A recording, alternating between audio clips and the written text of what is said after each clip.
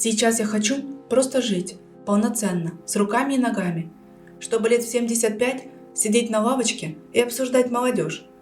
У меня странная мечта, которая не свойственна девушкам. Я хочу постареть, дожить и пережить пенсию.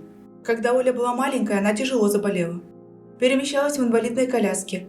Дети показывали пальцем, смеялись и называли чернобыльской ошибкой. В школе ее не принимали, потому что была не такая, как все. Она терпела, не могла выразить агрессию, боялась. Если побьют, то можно упасть, опять что-то сломать, и будет больно. Опять операции. У нее их было очень много с самого детства. Но смирилась, не зная, что впереди ее ждет еще более тяжелое испытание. Эти многочисленные доброкачественные новообразования довольно редко перерождаются, но это все же бывает. Ольга страдала от наследственного заболевания под названием нейрофиброматоз. Болезнь неизлечима и может сильно ухудшать качество жизни. Помимо ряда неврологических нарушений, неправильного развития костей, болезнь может диагностироваться по наличию множества доброкачественных новообразований на коже. В 2017 году одно из таких образований переросло в рак. Опухоль на тот момент уже поразила лимфоузлы и нервы, и врачи рекомендовали лечь на операцию. Тяжелую, травматичную, но это был единственный шанс спасти Оле жизнь. Удалить должны были руку вместе с плечом и лопаткой. Оля отказалась от этого варианта. К сожалению, опухоль выросла намного. Предлагаю только ампутацию руки. Как объясняют, это будет лопатка, плечо, рука. И, как я понимаю, это не даст гарантии, что она не вырастет. У меня на ноге гипс.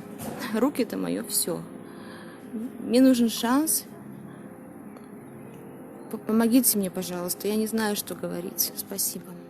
Шваннома – редкая разновидность саркомы. Для нее существуют протоколы лечения химией и радиотерапией, но самым эффективным вариантом является радикальное удаление опухоли. Оля решилась на поездку в Германию, чтобы там получить шанс спасти руку и жизнь.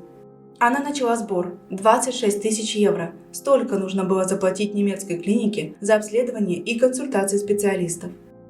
Лишь в августе 18-го ей удалось собрать необходимую сумму и отправиться в Германию.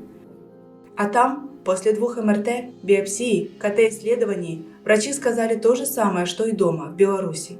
Ампутация – единственный вариант, который может помочь, и как можно быстрее.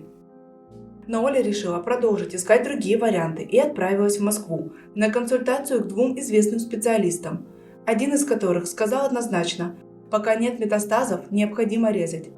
Параллельно Оля консультировалась с израильской клиникой, там ее уверили, что руку однозначно сохранят. Пока Оля искала варианты, опухоль продолжала расти. Открылись раны, ждать больше было нельзя, и в декабре 18-го Оля дала согласие на ампутацию. Но время было упущено. Метастазы уже были в легких, брюшине, грудной стенке, затем в ребрах, и на лечение не реагировали. В июле 2019-го Оле назначили новое лечение таргетным препаратом Эверолимус, потом красной химией, ватриентом, кетрудой, но опухоли продолжали расти. В легких собиралось много жидкости, ноги отказывали. Оля практически не могла дышать и ходить. На полный курс кетруды она так и не собрала.